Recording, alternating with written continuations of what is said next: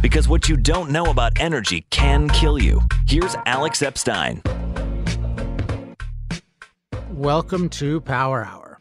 I'm your host, Alex Epstein. Joining me as usual are Don Watkins in Pennsylvania. Hey, Don. Hey, Alex. And Stefan Henna in Germany. Hello. Hey there. Okay, I've looked at your topics in advance and they all look interesting. And I want to start with a topic of my own, which is something that I've talked about a bunch, but needs to be talked about more. And I have a slightly new perspective on it. And this has to do with the cost of unreliable fuels. So namely solar and wind. I was reading the energy news today, and as so often happens, I saw a quote-unquote report about, solar and wind are now cheaper than everything else, and they show you these graphs. This happened to be Axios, which we've talked about a few times, which is considered a good news source. And it's just striking to me how wrong this is, where they're saying basically energy costs this amount per kilowatt hour, which is just a unit of energy. You can think of it as a certain amount of calories, because calories can be a good way to think of energy. And they're just saying, well, this costs less than this other thing. And in particular, they were trying to be really scientific because they were talking about, the lifetime cost. So we're going to look at every little variable in it. We're going to look at what seems to be the full context and look at something like nuclear was 3 times more than solar. And you think, oh, wow, that's good. And then I think near the end of this, or this will occasionally maybe it was another report I was actually reading yesterday, which was some pretty authoritative report. And they just say, oh, by the way, it's not reliable. And in the end, and the article ends. And this is just so wrong, because what we need in the world is abundant, reliable energy. That's the whole game, is that we are weak animals. We need machines to do a lot of work for us. And so we need to find sources of abundant, reliable energy that we can afford a lot of. That's the whole game, is how do you produce abundant, reliable energy with relatively few resources so that a lot of people can afford it. So if you can't produce reliable energy, if you produce it unreliably, you're not playing the same game. To measure it, to talk about the cost of unreliable energy is not a useful kind of thing. But because this unreliable energy source takes place usually on an electric grid, where it acts as basically a parasite on reliable fuels, then you can do all sorts of accounting gimmicks and make it seem like, oh no, it's actually really cheap. And I'm thinking about, okay, how do we combat this? What are other ways to combat this? And because you just hear all the time, I saw a friend of the program's, a friend of ours named David Blumberg. He sent me an article, or it was a Facebook post by Guy Kawasaki. And Guy Kawasaki is a guy who's had at least some kind of interaction with Steve Jobs, a smart guy in different ways, but just posts about, the cost of renewables and solar and wind, and I think it was probably solar in particular, are going down, and just et cetera, et cetera. So we don't need to worry about banning fossil fuels because we've got these superior alternatives that are way cheaper and getting ever cheaper all the time. And I'm just trying to think, okay, how do I counter this? And so here's an idea that I have, and I'm interested in other people's ideas about not just you guys, but also listeners to the show, about how do you quickly convey that the alleged price, which is itself manipulated, of unreliable energy has nothing to do with the price of reliable energy. And I thought, well, one way to think of it is that there's something wrong with the way we're measuring price right now, because the way we're measuring price, even if we try to do it in the full context, is we're measuring the price per unit of energy produced. So you say, well, this is the price of solar per kilowatt hour. And part of the reason you do this is because there's this fallacious way of measuring cost, which is that uses the term capacity, which says, okay, with the capacity of an unreliable energy source, the capacity number is always misleading, because if it says it's 100 megawatts of solar, that means this can generate 100 megawatts at the perfect point of brightness and cloudlessness, and then 0 megawatts when it's dark, and some much lower, number than 100, even when there is light. So when you say it has a capacity of 100 megawatts, that's incredibly misleading. And so then justifiably people say, well, don't measure it in terms of this capacity, measure it in terms of how much energy does it actually produce, and versus say nuclear, where if you say that has a 100 megawatt capacity, that may mean in practice it can produce 90 megawatts all the time. But notice that so there's a legitimacy in saying, hey, let's look at the energy, the amount of energy produced, not the power rating, which you can think of as the capacity. But the power rating captures something really important, which is the need for abundant, reliable power. This power on demand. So when we stop talking about capacity, or even when we talk about capacity in a negative way, because it's so abused, we miss this thing, which is that we really do need the capacity for abundant, reliable power. We need it all the time.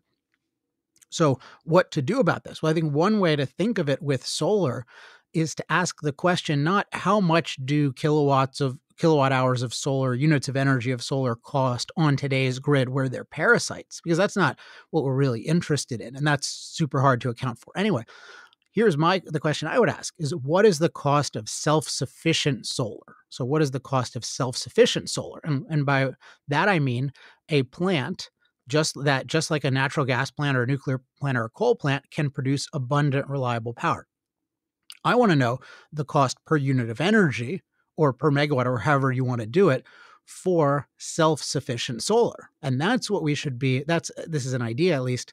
That's what we should be looking for. We should be asking when these things come up, no, I want to know the price of self-sufficient solar. And then what's going to come up? Well, unfortunately, there is zero self-sufficient solar in the world in terms of any kind of industrial city. And so we don't know. But that is not a good sign.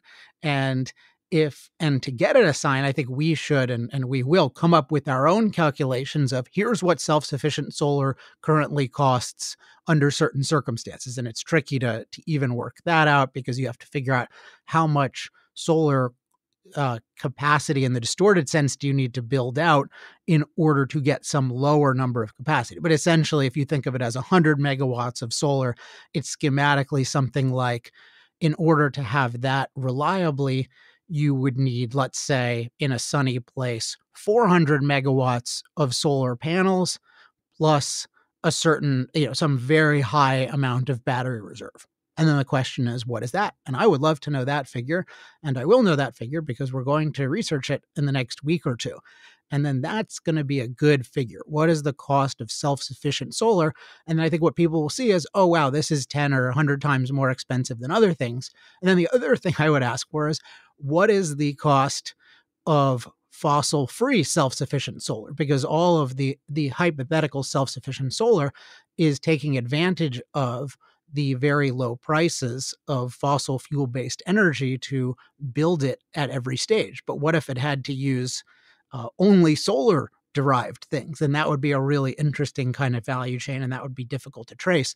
But I think we should, maybe even with that one, we can try. And then what I want to do is then let's have the solar files respond and say, like, have them come up with something. Because right now there is no calculation that I have ever seen for self-sufficient solar, and there's certainly no calculation for fossil-free self-sufficient solar. And yet that's what they're telling us to rely upon. So let's not just let people focus on the cost of parasitical solar, which is just inherently is not really a useful thing and inherently involves all sorts of accounting gimmicks. Let's talk about the cost of self-sufficient solar. So Don or Stefan, any thoughts on that?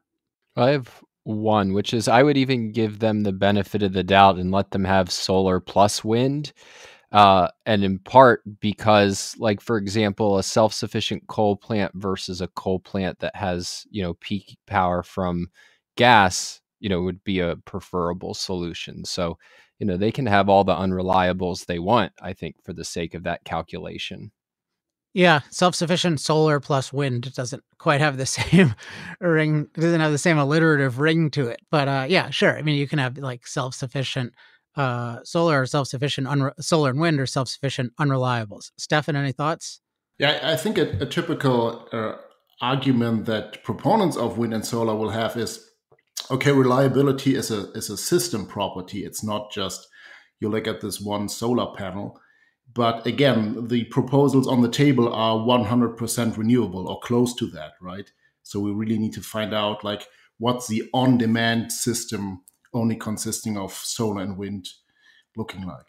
Yeah, and that's a starting point. And then you can make the argument, well, we don't need too much self-sufficient solar. We only need, 80% of it to be self-sufficient, and then this percent can be unreliable. That's fine. But the starting point should be you need to explain what would it cost for you to do the job that's currently being done versus what does it take for you to just be a parasite and then take credit for a whole bunch of things. One other perspective on this is just that when I think about why do I do the work that I do? Why do we do this show and other work that we do? A lot, it's a really important job in a society for people to understand the key technologies in that society. And what we have going on with fossil fuel energy or hydrocarbon, it's more technically right, energy technology is that there's just a complete misunderstanding of that technology. And one of the biggest misunderstandings is the lack of understanding of its superior capacity to produce abundant, reliable energy for billions of people. And that is something that is unique. Now, nuclear has a lot of potential to do that, although it's farther away in terms of being able to do it in every form that we need it. But it's really important that the capacity to produce abundant, reliable energy for billions of people is an incredibly difficult feat, and really only one technology has pulled off that feat. And then the ones we're talking about are some of the farthest away from being able to pull off that feat. And one perspective we can think of it from is the perspective of efficiency or resource efficiency. Really, the challenge is you want people to be able to afford abundant, reliable energy. And therefore, you need to figure out a way to produce abundant, reliable energy with relatively few resources, particularly for people who have relatively few resources. And that's the whole thing. How do you produce abundant, reliable energy in a very resource efficient manner? And when you deal with an unreliable fuel input, then you set up a process that, at least by every known mechanism right now, is incredibly resource inefficient. And right now, it hides that by parasiting on resource efficient technologies like fossil fuels and nuclear, but it itself is incredibly resource inefficient. And so to ask for what's the price of self-sufficient solar, that can help expose the incredible resource inefficiency of the solar process, of the wind process. And if we can do that, then people will have much more of an appreciation of the good forms of energy and why they're good, and be suspicious when other forms of energy just claim, oh, we can do that as easily, because they know, oh, that's actually really hard to produce abundant, reliable energy with very few resources. And then we should really appreciate the industries and the technologies that can do that. Now, there are other aspects of understanding an energy technology, because we need to look at the byproducts, which is something I talked about in, I believe, last week's episode. But number one thing you need to understand about energy technologies is how resource efficient are they at producing abundant, reliable energy. And if you get that point, it totally changes one's perception of hydrocarbons, because then hydrocarbons become, oh my gosh, this is such an amazing technology in our civilization, and it's really tragically misunderstood. And that's one huge reason why I think our work is really important, and the work we do with clients is really important, because the most important technology in our civilization is completely misunderstood. And it's misunderstood ultimately, as we've discussed before, because there's the wrong framework for understanding any technology, including we're not clear that the goal of technology should be human flourishing. And we're not clear that we need to look at the full capacity of a technology, not just look at the negatives if we're predisposed against it. And there are a lot of other methods involved in how do we understand the full impact or the full capacity of a technology. But this one key point that I'm stressing today is just one key aspect of really the key aspect of an energy technology's capacities is how resource efficient is it at producing abundant, reliable energy. Don, what is your first story today? Sure. So, as we are recording this, President Trump is getting ready to announce 2 executive orders that are aimed at speeding up pipeline and other energy projects. And we're still waiting on the details. That's not public yet, but the basic idea is to streamline the permitting process and really open up the ability to create transport for natural gas and oil as well. And the main thing that's giving rise to this concern is, despite the fact that, we've seen like nationwide natural gas prices decline across a lot of the country, there's been a shortage of pipeline capacity in New England. And so we talked about this a few weeks ago, the way that because of New York barring the building of pipelines through the state, New England has seen higher prices and even in some places just a complete lack of supply of natural gas. And I think this is a welcome development. We'll see what the details are. But as part of the context, I was struck by, there's a new working paper where the authors try to quantify the impact of higher energy costs on winter deaths. And so the title of the paper is "Inexpensive Heating Reduces Winter Mortality." So that gives you an indication of what their conclusion is. But basically they say that we can identify that higher heating prices in the winter do increase mortality. And the way they get to this conclusion is the fact that there are very big differences between different counties across the country in terms of whether they get their heat from electricity or from natural gas. And so you're able to compare the impact of the dramatic decline in natural gas prices over the last decade, and get some sense of what the causality is of lower prices and people living. And so their conclusion is that shale gas has driven a price decline leading to 11,000 fewer wintertime deaths per year. Now, take that exact figure with a grain of salt and the usual caveats, but the general point, I think, is like unquestionable. And so what that really means is that barring these pipeline projects like New York is doing, is really preventing us from saving thousands and perhaps many more than that lives.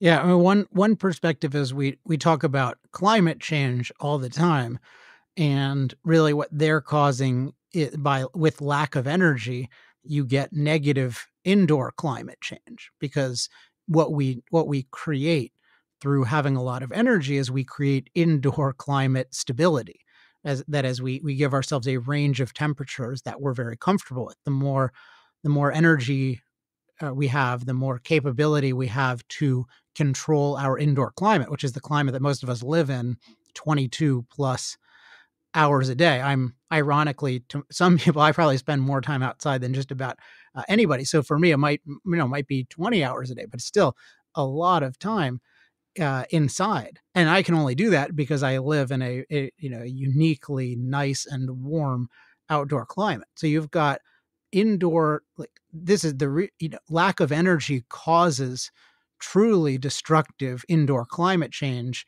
due to poverty, because we're changing from the unnaturally safe and stable indoor climate that we create to the naturally unstable and dangerous climate that nature gives us, that makes its way indoors very easily if we do not have a lot of energy. So I'm always just trying to give a humanistic perspective on everything, including climate, whereas we're often taught to think of climate as just this external, perfect, natural thing that we only need to worry about how we can negatively impact, versus, no, this is something that we need to master.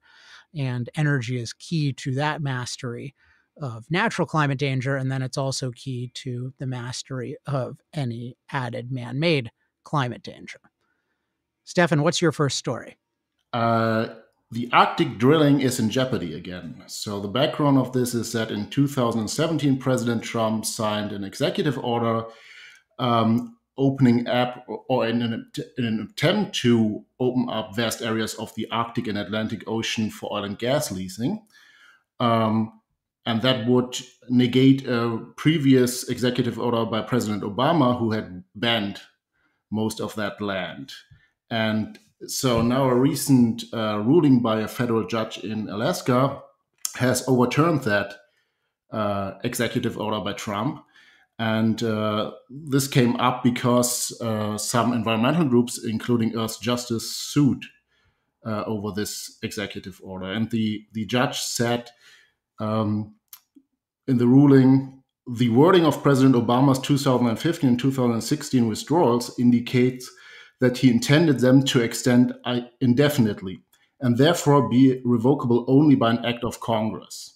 So that sounds like a very curious way of how executive orders work, because one president is banning something and the next president is revoking that ban. But there seems to be a legal case in that, because there are some laws on the books that apparently make that argument plausible. So we'll see how that develops.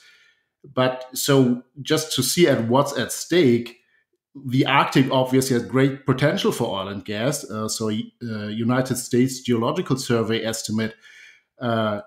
earlier estimated that over 10% of undiscovered planetary reserves could be located there. That's a lot. That's billions of barrels, of course. And obviously, oil and gas development is already an important part of the Alaskan economy, and therefore is also very popular in the state of Alaska. And it just shows again that like these activist groups can sort of ruin your life if you depend on oil and gas development and you have a job there and you live in Alaska, and just some outside activists come in and claim that, some salmon or polar bear cannot be put at risk by oil and gas development ever. And I find this highly problematic, besides the legal questions, which I cannot really comment on because I'm not an expert on that. Well, I was looking at your notes for today, and I thought you haven't mentioned yet your most interesting point, which you said something about. You asked kind of the question, why are we so particularly focused on Arctic wildlife? Yeah.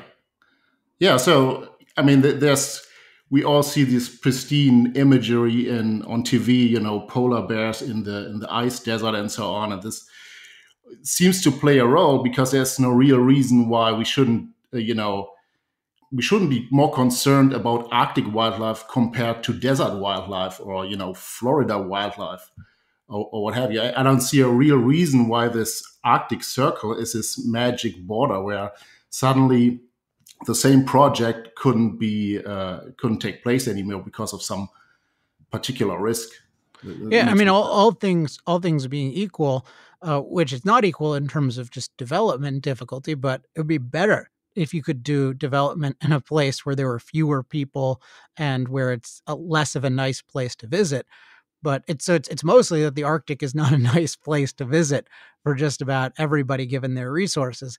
And that's why for similar reasons, it's difficult to develop mineral resources there. But yeah, just in practice, what we're talking about is we're just talking about, taking some equipment, drilling underground for a while, maybe a few decades, getting some really valuable stuff out of the ground that otherwise is just sitting there doing nothing. And then once you're done with it, you remove the equipment and depending on how you're doing it, if you're doing it on a landmass, which I don't think they're usually doing in the conventional sense, but in general, when you're drilling or even mining on different land masses, we have ways now of making them even nicer than they were before we got there. And so what you're just talking about is a nice, temporary, pretty small project that allows you to get a ton of stuff. And yet we have so much bias toward human impact that we think, oh no, this is the one pure place on Earth. And so pure means non-human. So once again, what I call human racism rears its ugly head, the belief that anything that humans create or impact is thereby bad, and then everything that the rest of nature creates or impacts is good. Don, what's your next story? So this is an update on what's been happening in Venezuela.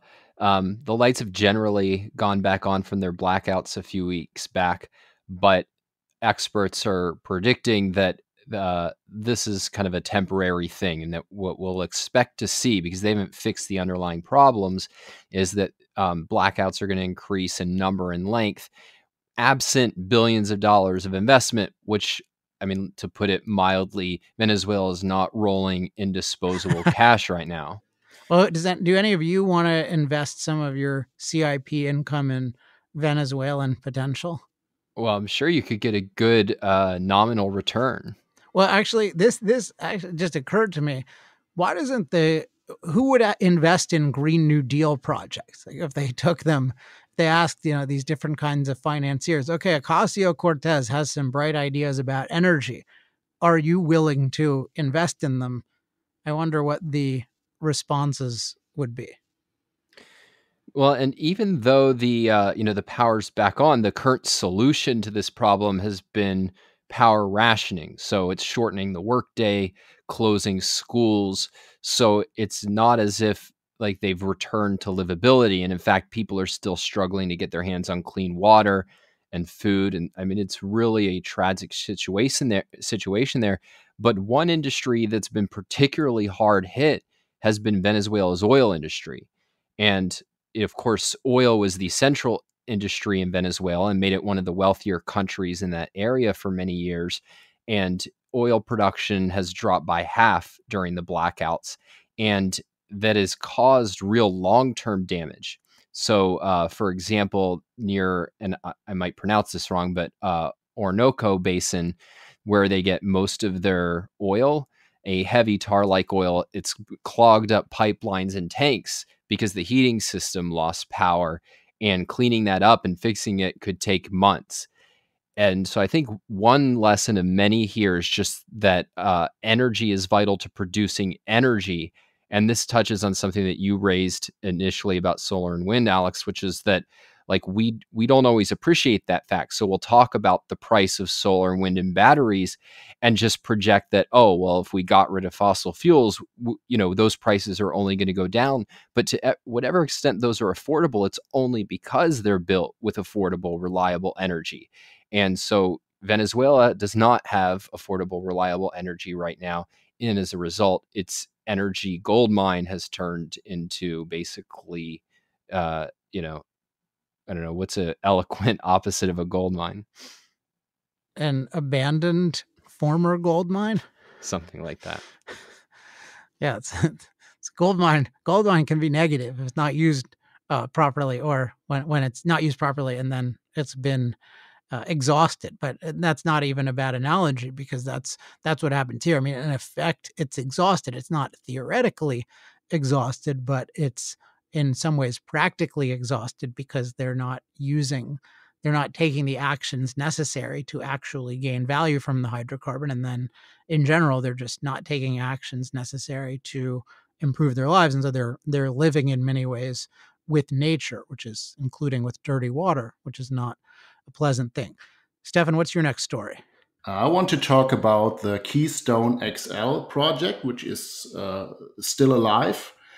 And this is another presidential executive order by President Trump, which he signed in late March.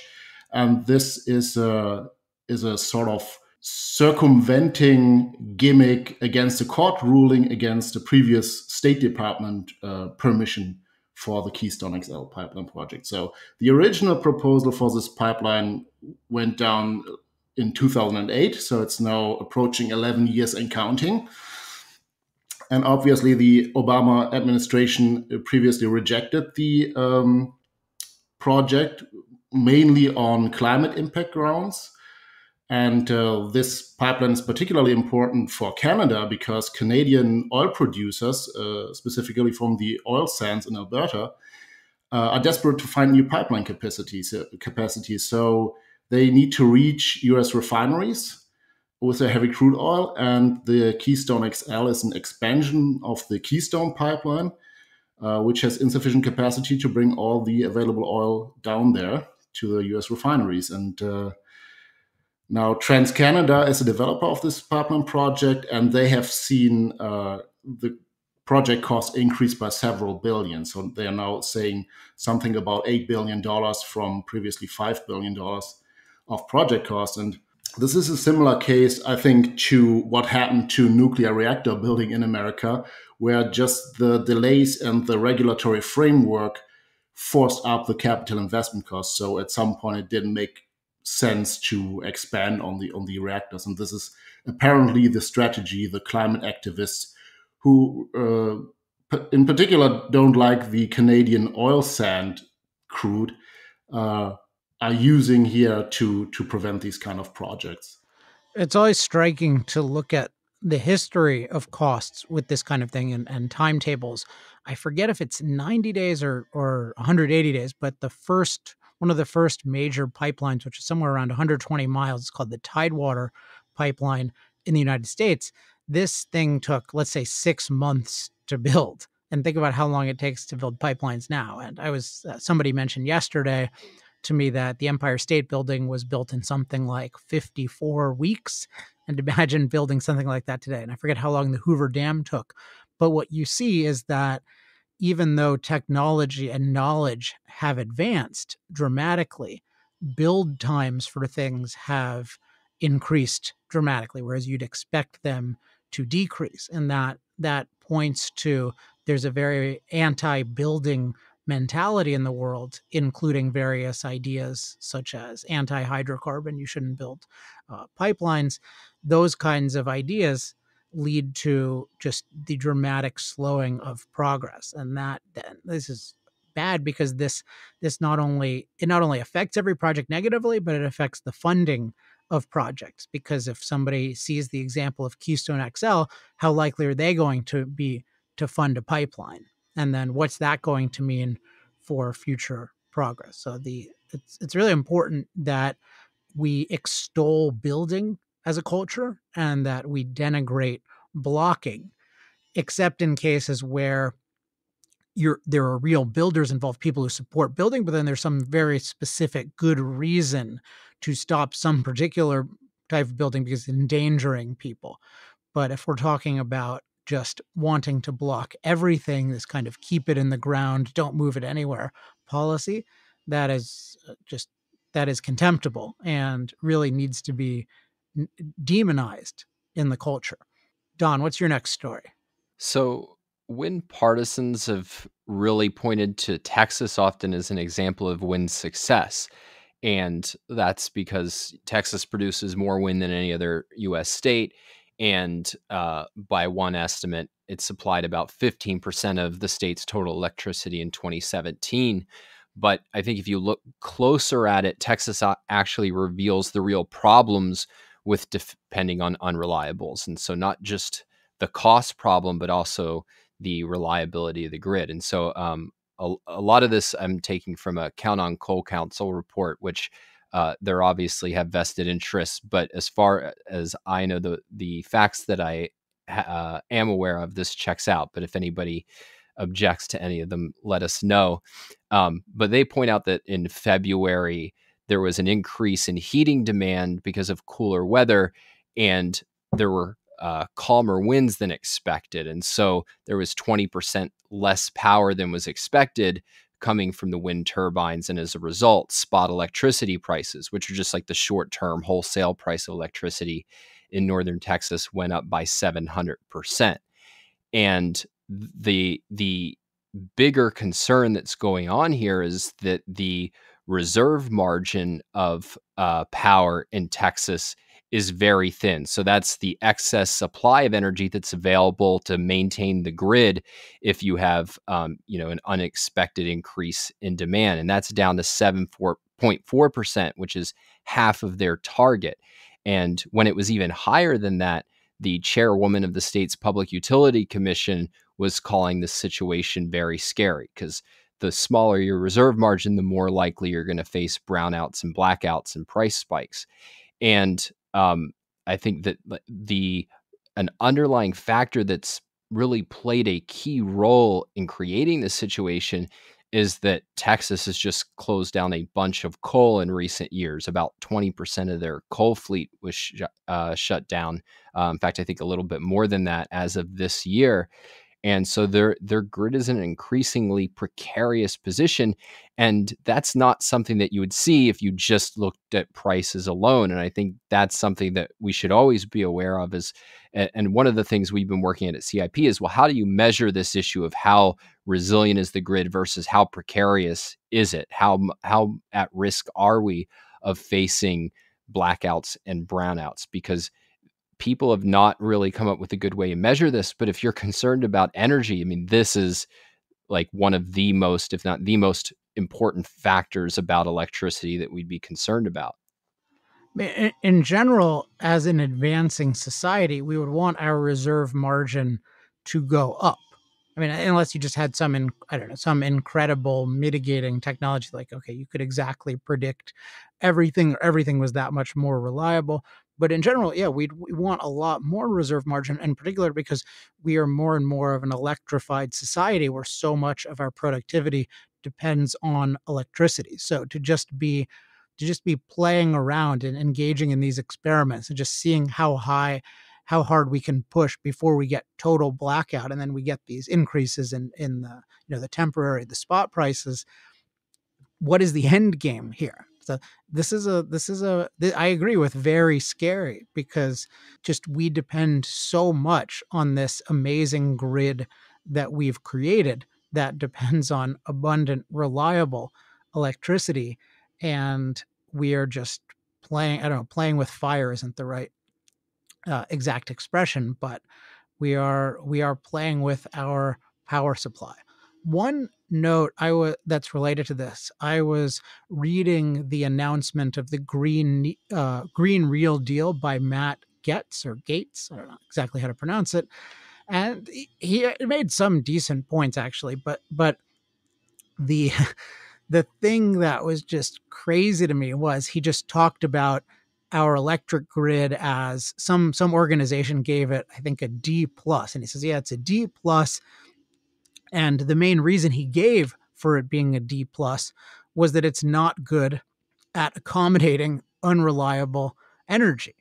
And I was just thinking, and then he talked about a world where, when we want everyone to be able to generate unreliable energy and for it to work out. And I'm just thinking, like, what universe are you living in? Like, how do you imagine this magic grid working where it makes sense to develop unreliable electricity? Like, how is that? Isn't that backwards? And how do you expect that to work? There's just this so much that's built into this idea of, oh, it's going to be a smart grid, but what can you do? I mean, you can forcibly prevent people from getting as much electricity as they want. That's one thing you can do. And then you can try to store a bunch of it. That's another thing you do, which is incredibly expensive and not at all scalable. And then you can do all sorts of other slightly lesser manipulations of people, where you tell them, oh, try to do this at this time and try to do this. I mean, you can basically make their lives a lot less convenient. And then the degree of that will change from extremely inconvenient, that is, you're going to die from overheating because you can't get enough electricity for air conditioning, or enough electricity for heating in the winter, anything from that, to just, oh, you have to plug in some appliance or unplug it at this particular type of time of day. So you're just then wasting your life, just having all of these different kinds of practices. And I just think, in what other field would we think, oh yeah, we need to modernize our economy so that people who don't want to go to work on time can be a lot more productive. So people, drunk people, alcoholics who only want to go to work a third of the time and don't want to show up. We need a modern economy. We need a modern economy so they can accommodate renewable workers. You just think, no, the workers, we need better and better workers. We need more reliable workers. We don't need we don't need to encourage unreliability and then try to accommodate it in some sort of magical way, because the thing that we demand in terms of our consumption of values is reliability. That's a big aspect of quality. So if we demand reliability in terms of the energy we're consuming, then we need more reliability on the part of the energy that we are producing. Stefan, what's your next story? household level recycling in America is declining. And the reason for this is that China and other countries who have so far received a lot of shipments from America with recycling waste have stopped doing that. And the complaint is that there's too much trash in the mix that cannot actually be recycled, which drives up cost. And that drives up the cost for the municipalities and the local companies to take in the recycling waste. And more of it ends up in landfills and being incinerated. And so a lot of people right now in America are sorting their trash, in the firm belief that this will end up as new material somewhere, and it will actually be just going to landfills and incinerated. And so it shows that household level recycling is actually a costly endeavor, and it doesn't really work in America with American price levels and wages. And so far, this reality has been dodged by shipping things overseas. So, in my view, a lot of the economics of household level recycling have always been questionable. So it's clear that metals and maybe some other materials can be recycled and should be recycled, and it makes sense. And if you have a lot of scrap metal, you can actually sell that somewhere. But for most of that material, it's just you have to pay to get rid of it, right? So this gives you a sort of market indicator that the material is actually not worth recycling. And it seems like, especially with household waste, it's mostly a symbolic gesture. So politicians and some activists like it a lot. And the companies obviously like that private citizens work for free for them to pre-sort the trash. But I think the basic economics just don't bear it out. And the market indicates that. And if anything, I don't think we should waste our lifetime manually, sorting through trash. We should use, machines to do it. And I think there's a lot of technology available that the waste handling companies have to invest in to actually automate all of this, because it's like when I lose only a couple of hours a year in sorting through trash, that's still like slave work that I'm doing for the waste handling. And I would prefer to maybe pay a couple of bucks more for the waste handling. Yeah, or maybe they could pay people in different ways if it's actually valuable. One point that I really like that Pierre Desrochers, our good friend, has made, and he made on a much earlier episode of Power Hour, is just that recycling in its economic form is mostly the province of large scale industry, because what industry does is it's dealing with large amounts of raw materials, and then it processes them into primary products and byproducts. But it's dealing with such volumes, with such awareness, that then the byproducts can themselves become very, very valuable products. As Pierre would say, I think they turn waste into wealth. So recycling, what we think of as recycling, is usually just almost an insult to it, where we just think, oh, I'm doing this thing and I'm putting this in this bin and this in that bin, and then it's actually just going to China, except now China's rejecting it, so it's just going into a landfill. No, but real recycling is a really impressive thing. And Pierre talks about, well, the oil industry was really the pioneer in recycling. You think about what they did, half the barrel of oil or so used to just be waste and dumped in a lake or something like that. And they were able to recycle it into all sorts of productive processes, where now every little aspect of the barrel is used. It's like people talk about the Native Americans or Indians just making use of every part of the buffalo. And that's really what the oil industry has done with every little aspect of a barrel of oil. So that's a really impressive thing. So the concept of recycling both needs to be denigrated when it's inefficient, but when it's efficient, it's a great thing, and it should be recognized that industry is by far the champion of recycling, and not the recycling industry, which is often a racket, but just the actual recycling of regular industry. So that benefits us in all kinds of different ways. Okay, that was 3 stories from each of you, and then there was my little segment at the beginning. So I think that is good for today. As always, if any listeners have questions, comments, love mail, or hate mail, they can email us. I am at alex@industrialprogress.net. Don is at don@industrialprogress.net. Stefan is at steffen@industrialprogress.net. To get on our newsletter, easiest site to go to is actually alexepsteinlist.com, alexepsteinlist.com. You'll get a weekly email as well as access to our energy clarity course, which many people have raved about and really enjoy. Also, if you are interested in a great speaker for your high-level event, email Don at don@industrialprogress.net. And if you are an organization that is dealing with high-stakes messaging challenges and you might like to use our consulting services, you can email me at alex@industrialprogress.net, subject consulting, to learn more. All right, that is it for this week. Thanks, guys, for joining me. Thanks, everyone, for listening. Until next time, I'm Alex Epstein. This has been Power Hour. Power Hour. Life, liberty, and the pursuit of energy. Power Hour. The antidote to shallow thinking about energy issues.